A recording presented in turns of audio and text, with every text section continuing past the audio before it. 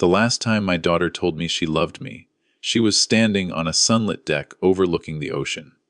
I remember the way the light hit her hair, the way the wind carried the smell of salt and sunscreen. It should have been a perfect memory. Instead, it's the one that haunts me most. "Dad, you deserve a break," she said, smiling too brightly. "Come stay at the beach house for a few days. Just you and the ocean." I should have heard the distance in her voice. I should have noticed the way she avoided my eyes. But when your own child offers you kindness, you don't question it. You cling to it. I'm 72 years old, a retired contractor. I built my life with my hands, and I built that beach house the same way. Every beam, every nail, every window facing the sea was my sweat turned into timber and glass. It was supposed to stay in the family. Supposed to be a place where laughter echoed longer than grief. After my wife died, that house became my anchor, and my daughter Claire became my only remaining reason to keep breathing through the quiet. We'd had disagreements lately, about the will, about what's practical. "Dad, it's just paperwork," she'd insisted months ago. "You can't manage everything alone anymore." But I wasn't senile. I wasn't confused. I knew exactly what I owned and exactly who wanted it. Still, when she invited me to the house during the worst heat wave our state had seen in decades, I convinced myself it was reconciliation, a reset. The air that week felt thick enough to chew. News stations warned elderly residents to stay indoors, hydrate, avoid power outages. Claire assured me the beach house had backup generators, fresh supplies, everything handled. "Trust me," she said softly on the phone. "I've taken care of everything." Those words should have comforted me. Instead, they felt rehearsed. When she dropped me off, she hugged me longer than usual. Too long. "I'll come check on you in a couple days," she said. "Just relax." I watched her car disappear down the sandy road. The first night was peaceful. The second night, the power went out. By the third day, I realized the doors weren't just locked from the outside. They were reinforced. And that was the moment I understood something terrible. This wasn't a vacation. It was a sentence. The heat didn't just rise. It pressed down on me like a verdict. By noon on the third day, the inside of the beach house felt like the inside of a sealed car. The air conditioner had died with the power. The backup generator Claire promised. Silent. Dead. Or never there to begin with. I moved slowly, conserving energy, checking every door and window again. Front door, bolted from the outside. Back sliding door, jammed. Something heavy wedged against it. The side windows, screwed shut. I could see the heads of the screws drilled into the frames. Fresh metal, not rusted, not old. My frozen neglect. This was preparation. I called Claire for the 15th time. Straight to voicemail. "Hi, sweetheart," I said after the beep, forcing my voice steady. "I think there's a problem with the power. Must be the storm last night. Call me back." I hung up and stared at the phone. No signal bars. No service. Just the small, mocking icon of a dying battery. I shuffled to the kitchen. The refrigerator had stopped humming hours ago. The water bottles she'd stocked for me were fewer than I remembered. 6 bottles. That was it. In this heat. It wouldn't last long. Why would she do this? And then the answer rose up from a conversation I'd buried months ago. "Dad, you have to think about the future," Claire had said, sitting across from me at my dining table, papers spread neatly in front of her. "The beach house is worth almost $2 million now. If you transfer it to me, we avoid probate issues later." I'd folded the papers and pushed them back. "It stays in my name until I'm gone." Her jaw had tightened. "You're being stubborn." "No," I'd replied calmly. "I'm being careful." Careful. That word must have irritated her more than I realized. Back in the present, sweat dripped into my eyes as the temperature climbed higher. The news had said this heat wave was historic, record-breaking, dangerous for seniors, convenient timing. I began to notice something else. My medication, my blood pressure pills, was missing from my travel bag. I distinctly remembered packing it. I always double-check. Years of construction work taught me that habit. But the bottle wasn't there. My chest tightened, though I forced myself to breathe slowly. Panic would kill me faster than heat. She had stocked just enough water to make it look thoughtful, just enough food to avoid suspicion. And she had chosen the hottest week of the year. If I died here, it would look like a tragic accident. An elderly man alone during a heat wave, no forced entry, no visible struggle, just unfortunate timing. And Claire would inherit everything. I sank into a chair near the window, staring at the shimmering horizon. My own daughter had calculated my death like a financial investment. The realization didn't break me. It changed me. By the fourth day, the heat stopped feeling like weather and started feeling like intention. The walls radiated warmth long after sunset. My tongue felt thick. My hands trembled when I reached for the last unopened bottle of water. I rationed it, 2 small sips every hour. Survival had become arithmetic. But the real battle wasn't against the temperature.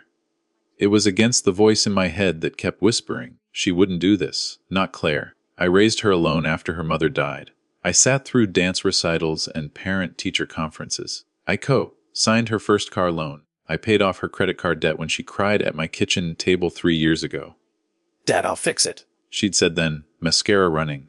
"I just need time." Time. That was always her currency. Now I had too much of it. Time to think. Time to replay every conversation. Every subtle shift in her tone over the past year. There were signs. The way she'd asked detailed questions about my life insurance policy. The way she'd grown irritated when I mentioned updating my will to include a charitable foundation in her mother's name. "You're giving away what's supposed to stay in the family," she'd said sharply. "Your mother believed in that hospital," I'd replied. "It saved her life once. It deserves something back." Claire had gone quiet after that. Too quiet. A wave of dizziness forced me to sit down on the kitchen floor. The tiles were slightly cooler there. I leaned my back against the cabinet and closed my eyes. Was this my fault? Did I raise her to see people as assets? Did my success teach her entitlement instead of gratitude? The doubt hurt more than the dehydration. I remembered her as a little girl building sandcastles on this very beach. She'd tug at my hand and shout, "Higher, Dad! Make it higher!" Maybe that was the problem. I always made things higher, bigger, more secure. And maybe she learned that security meant ownership, not love. My phone buzzed suddenly, making my heart slam against my ribs. 1 bar of signal flickered to life. A voicemail notification. Not from Claire, from my lawyer. I pressed play with shaking fingers. "Mr. Turner," his voice came through faint but clear. "Your daughter stopped by my office yesterday asking about expedited transfer documents. I told her that would require your direct authorization. Please call me." Yesterday, she hadn't been planning to check on me. She'd been preparing paperwork. The last illusion shattered in that moment. This wasn't neglect. It wasn't misunderstanding. It was strategy. And something inside me, something that had survived construction accidents, bankruptcy scares, and burying my wife, hardened into steel. If I survived this, I wouldn't beg for answers. I would make her beg for the truth, survival first. Revenge later. That became my mantra as the 5th morning bled into the horizon like a warning flare. The house felt like an oven preheated for my funeral. I had 1 bottle of water left. My pulse thudded unevenly in my ears. But my mind was sharper than it had been in years. Claire underestimated one thing.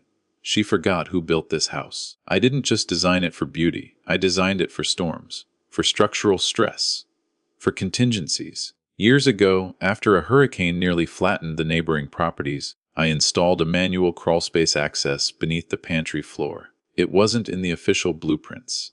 Just a habit I developed after decades in construction. Always build an unseen exit. I dragged myself across the kitchen and pried up the pantry floor panel with a butter knife. My hands shook, but the wood gave way. Cooler air kissed my face from below. Not cold, but cooler. Enough. I lowered myself carefully into the crawlspace. The earth beneath the house held on to night temperatures longer than the structure above. It wasn't salvation, but it bought me time. Time to think clearly. Time to plan. If I called the police and claimed she locked me in, it would be my word against hers. She'd say I was confused, dehydrated, elderly. She'd mention my blood pressure medication, accidentally left behind. She'd paint herself as the concerned daughter who tried to help. No. I needed evidence. I climbed back up briefly and used the last bit of phone battery to record a video. My face was pale, drenched in sweat, but my voice was steady. "My name is Daniel Turner. Today is July 18th. I was brought to this beach house by my daughter, Claire Turner. The power has been cut. The exits are sealed from outside. If anything happens to me, this is not an accident." I showed the screwed windows, the jammed door, the empty medication bag. Then I emailed the video to my lawyer and scheduled it to send when the phone briefly regained signal, which it occasionally did for a few seconds near the back window. I wasn't just surviving anymore. I was documenting. Back in the crawlspace, I searched through an old emergency kit I'd stored years ago, a small flashlight, duct tape, a multi-tool, and a portable marine radio. I'd forgotten about it. The battery indicator blinked weakly, but alive. The ocean wasn't far. If a fishing boat was within range, I might have a chance, but I hesitated before switching it on, because rescue would save my life and ruin my plan. If I left now, Claire would deny everything. She'd cry. She'd blame a faulty generator. She'd say I misunderstood. No. She needed to believe her plan had worked. Only then would she make a mistake big enough to expose herself. I picked up the marine radio, thumb hovering over the transmit button, heart pounding. Not from fear anymore, but from calculation. I didn't call for help that day. Instead, I waited. Patience is a weapon most people don't know how to use. Claire certainly didn't learn it from my kindness. She learned it from watching me negotiate contracts, close deals, outlast competitors who thought pressure would break me. By the sixth day, the heat wave began to ease slightly at night. Not enough to be comfortable, but enough to keep me conscious in the crawl space. I rationed the last of the emergency supplies I'd forgotten about, 2 protein bars sealed in foil and a half-empty canteen of water meant for hurricanes, not betrayal. The marine radio became my lifeline, but I used it carefully. Short bursts, listening more than speaking, waiting for the right moment. On the 7th morning I heard it, a local charter boat announcing departure from the marina 5 miles south. I pressed transmit. This is Daniel Turner. I'm trapped in a private beach property north of mile marker 12. Medical emergency.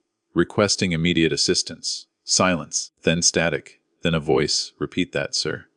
Relief washed over me, but I kept my tone measured, weak but coherent. Within 2 hours, I heard the distant hum of a boat engine. I dragged myself out from the crawl space and back into the house. I needed it to look convincing. I needed it to look like survival, not strategy. When the rescue team forced open the back door, they found exactly what I wanted them to see. An elderly man dehydrated, weak, locked inside a powerless house during a record-breaking heat wave. I didn't accuse Claire immediately. I let the paramedics talk. I let the police observe the screws in the windows, the external door reinforcement, the missing medication.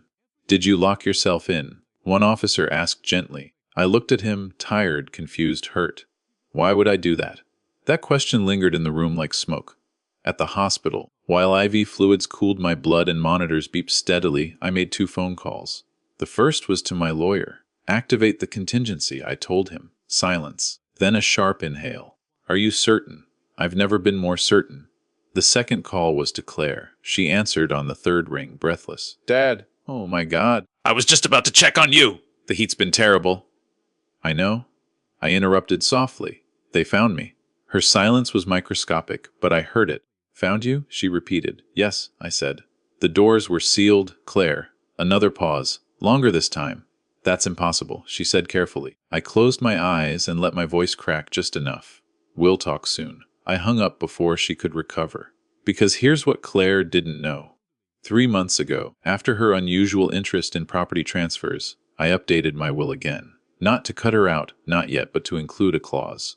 If my death was ruled suspicious, the entire estate would be frozen pending investigation. No inheritance, no quick sale, no control. She thought eliminating me would accelerate her future. Instead, it had just locked her inside a legal cage of my design. The police station smelled like stale coffee and old regret. I walked in slower than usual, not because I needed to anymore, but because appearances matter. A frail father is more believable than a calculating one. Claire was already there. She stood when she saw me. Her face looked pale but composed. She had always been good at composure. Even as a teenager, she could lie about missed curfews without blinking. Dad, she said softly, stepping toward me. I'm so glad you're okay.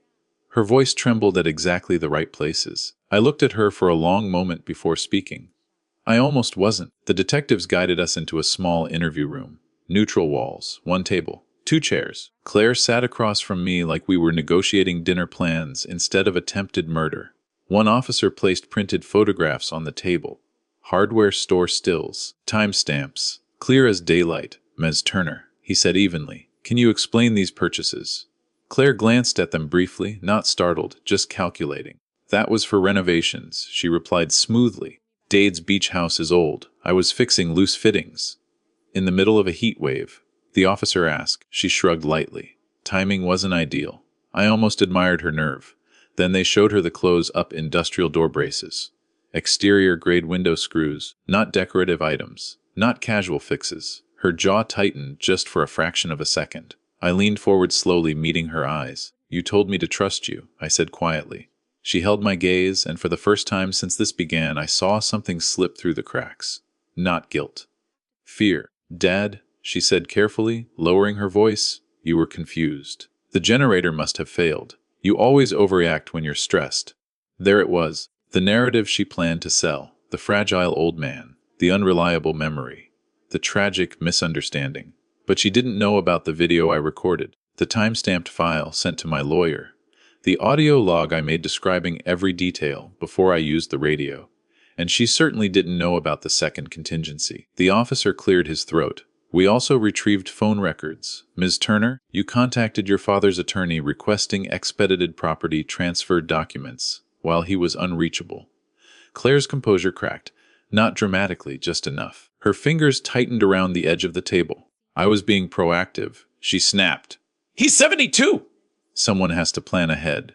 I felt something settle inside me. Not rage, not heartbreak. Finality. You didn't plan ahead, I said calmly. You planned around me. Silence filled the room like rising water. The investigation wasn't finished. Charges hadn't been filed yet. But the momentum had shifted away from her toward the truth. As we stood to leave, she leaned closer to me, voice low and sharp enough to cut. You think this makes you powerful, she whispered. You'll die alone. I looked at her, really looked at her, and realized something profound. I already had. When my lawyer told me Claire had filed to have me declared mentally unfit, I didn't feel anger. I felt clarity. She's petitioning for emergency conservatorship, he explained over the phone. She's claiming cognitive decline triggered by heat-induced confusion. If granted, she gains temporary control over your assets until a formal evaluation. I almost laughed. She wasn't trying to silence me. She was trying to own me. The hearing was scheduled within 48 hours. Fast, aggressive, strategic. That was Claire. When cornered, she didn't retreat. She attacked on a different front. I spent those 2 days preparing, not emotionally, but methodically. Bank statements, medical records, my construction licensing history, investment performance summaries, detailed documentation of every financial decision I'd made over the past year. If she wanted to question my competence, I would bury her under evidence of my precision. The courtroom was smaller than I expected. Quiet, intimate, almost clinical. Claire sat beside her attorney, dressed conservatively. Muted colors, minimal makeup. The portrait of a concerned daughter overwhelmed by an aging father's instability. When she took the stand, her voice quivered just enough. My father has been forgetful, she said softly. Paranoid at times. After the heat incident, I became worried about his safety. Paranoid. The word lingered in the air. Her attorney emphasized my erratic claims about being locked inside, suggested dehydration-induced delusion, highlighted my age repeatedly. 72, 72, 72. When it was my turn, I stood without assistance. I built 3 companies, I began calmly. I designed and constructed over 200 properties along this coast. I update my estate plans annually. I document every financial move. I paused, letting the judge meet my eyes. I also documented the day I was locked inside my own home. My lawyer submitted the video. The courtroom watched in silence as my recorded face appeared on screen, pale, sweating, but lucid. Methodical, clear. Naming dates, showing physical evidence. Explaining calmly. No confusion, no paranoia, just facts. Then came the hardware store footage. Then the phone records. Claire's mask didn't shatter dramatically. It slipped, gradually, until what remained was frustration. Not sorrow. Not fear, frustration at being outmaneuvered. The judge denied her petition. But the fallout was bigger than that. The police investigation escalated. Attempted negligent homicide was mentioned, not formally charged yet, but whispered heavily enough to alter everything. Friends stopped calling her. Business partners distanced themselves. And for the first time in her life, Claire wasn't in control of the narrative. That evening, she called me, not crying, not apologizing, just cold. You've destroyed my life, she said. I took a slow breath before answering. No, I replied evenly. You tried to end mine. I just survived. There was silence, longer this time. And then she hung up. The financial records weren't just messy. They were desperate. Claire had taken out multiple high-interest loans over the past year, personal lines of credit, business advances, even a second mortgage on her own home. The total debt was staggering. She hadn't tried to kill me out of impatience. She had done it because she was drowning. She was expecting a liquidity event. My lawyer said carefully, "Your estate, the beach house sale, insurance." In other words, me. The police investigation concluded 3 weeks later. Prosecutors didn't pursue attempted murder. Instead, they filed charges related to reckless endangerment and unlawful confinement. Serious enough to stain her record. Not dramatic enough to satisfy revenge fantasies. But I never wanted spectacle. I wanted consequence. Claire stood in court again, this time without performance. No trembling voice. No carefully rehearsed concern. Just anger. "You could have helped me," she said during a recess, stepping close enough that I could see the sleepless shadows under her eyes. "You had the money. You just let me struggle." I studied her quietly. "I offered help," I said. "You wanted control." "There's a difference." She never apologized. Not truly. Because apology requires accountability, and accountability requires seeing yourself clearly. Instead of cutting her off completely, I did something she didn't expect. I amended my will. The beach house was sold. The proceeds funded the charitable foundation in her mother's name, the hospital that once saved her life. Claire's inheritance was placed in a structured trust. She would receive modest, controlled disbursements over time, enough to live, not enough to exploit. No lump sum, no quick escape, no reward for calculation. And one final clause. If she ever attempted to challenge the estate through manipulation or fraud again, the remainder would automatically redirect to the foundation. When she read the terms, she called me one last time. "You don't trust me at all," she said flatly. I didn't raise my voice. "Trust isn't something you inherit," I replied. "It's something you protect." I moved into a smaller home inland, quieter, simpler. The ocean no longer feels like peace to me, it feels like memory. People ask if I regret exposing her, if I regret fighting back. The answer is no. Because revenge, when done properly, isn't about destruction. It's about balance. Claire tried to turn my life into an asset. I turned her ambition into a lesson. And if she ever decides to rebuild herself, truly rebuild, she'll have to do it without shortcuts, without me to sacrifice. Final reflection. The people closest to you can betray you in ways strangers never could. But survival isn't just about staying alive. It's about refusing to let injustice write the ending of your story.